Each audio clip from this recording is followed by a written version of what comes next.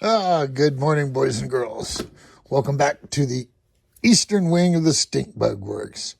I hadn't really planned on making a video today, but I didn't make one yesterday, and I know there's a dedicated handful of you out there, probably 3 or 4 people, that actually enjoy listening to the mindless ramblings of Dr. Jet as he goes about his tasks.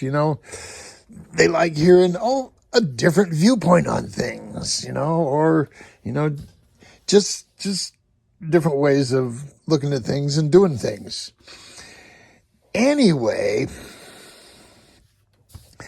I had painted the hull on the skedaddle jet, and I was shooting on the last coat, and because of where it was sitting, because I left it on a flat surface, where it was sitting, I left it there, and I shot this side, and I got my left hand, and I shot that side, and sure enough, I got a run on that side.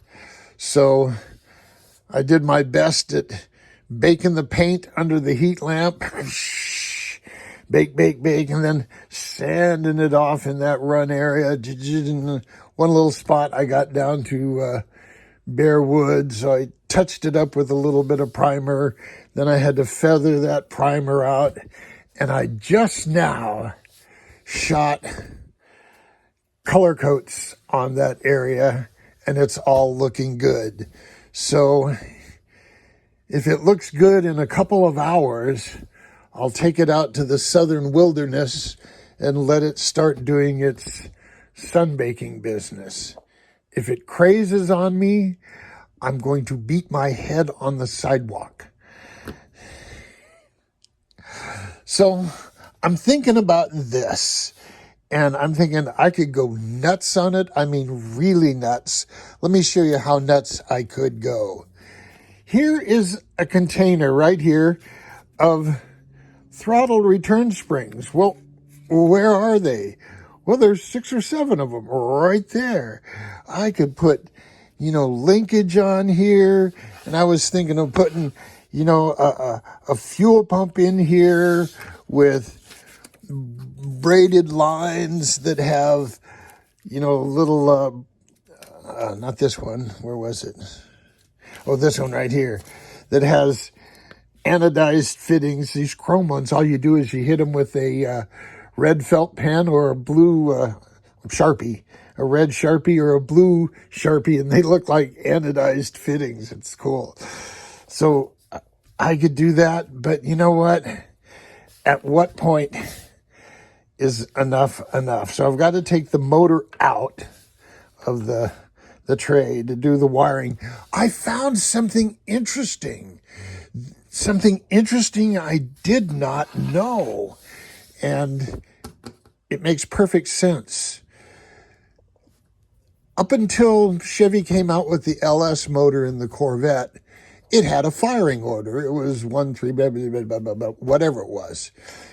They had a firing order, and all small block Chevys had this same firing order. Well, Chevy engineers got to thinking, and they were looking at reducing, they wanted more out of the engine, and how could they get more out of the engine?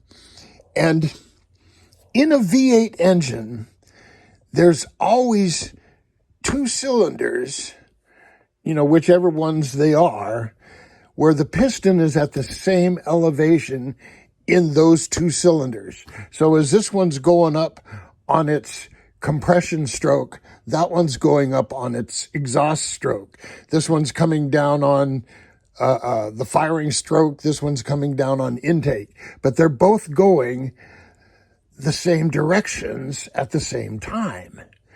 What Chevy did was they changed the firing order of one pair of pistons, and they had to remake the cam. They had to put the bumps on the other side of the cam, but that was the only thing they really had to do. And then they switched the spark plug wires, so you got the valves opening, on the compression and exhaust strokes, or the intake and exhaust strokes at the right time.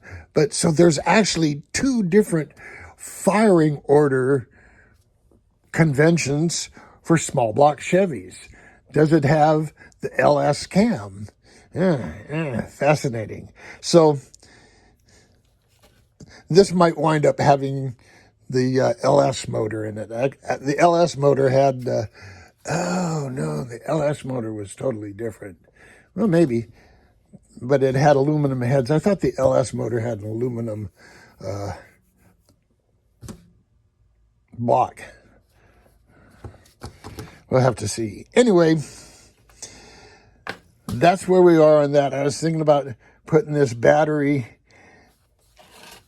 down in here, kind of close to the alternator, where what I really wanted was a voltage regulator, and I can't find a voltage regulator. So the alternator should go to a voltage regulator, and then it could go down here to the battery, and then the battery could go off to the starter motor here, and then a ground cable up to the block here. But again,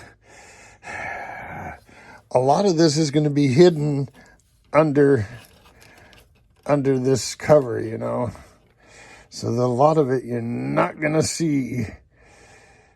But we'll see how things progress.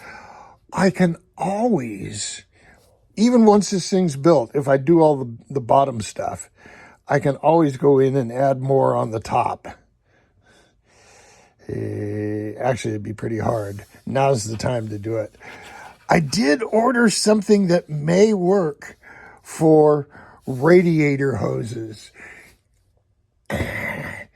It's a G.I. Joe gas mask hose, and I think it will be the right size to use as a radiator hose. And what I'm going to do is my outlet's going to dump into this box here that contains all kinds of stuff. What it really does is it hides a servo, but this is going to be kind of where the water outlet goes and so forth. Anyway, there you go. Just some progress. A little video for for you guys that like to follow my mindless ramblings. Until next time, boys and girls, jet out. Welcome back, boys and girls.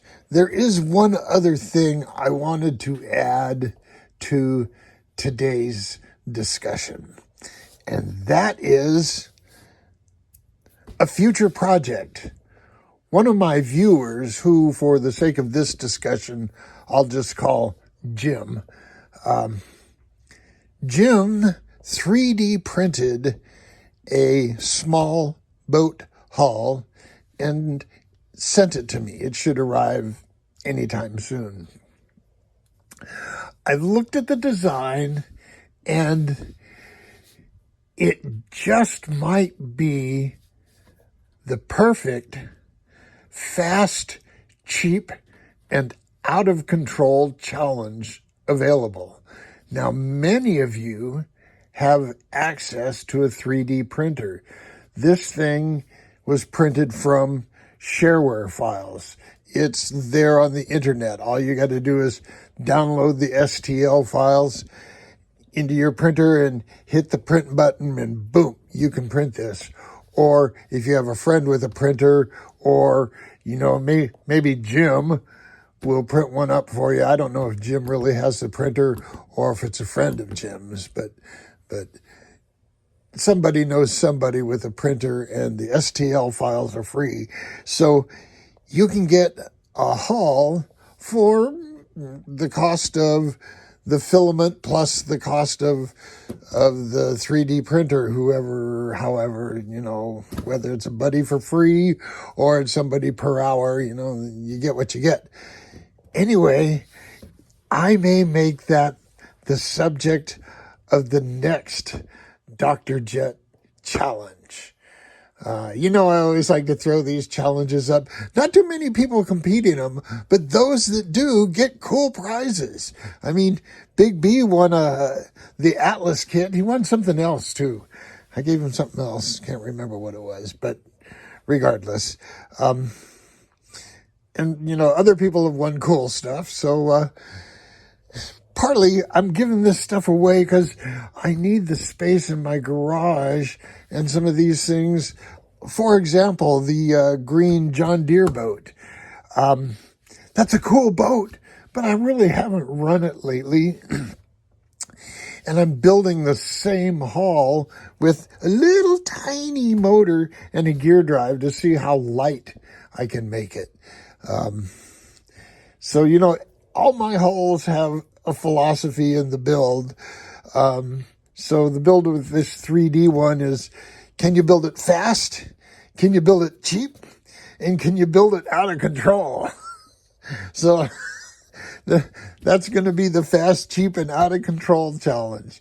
3D print this cheap hull, and I'm going to do a test on it and see what its capabilities are, and then we'll go in the area where it has the most capabilities.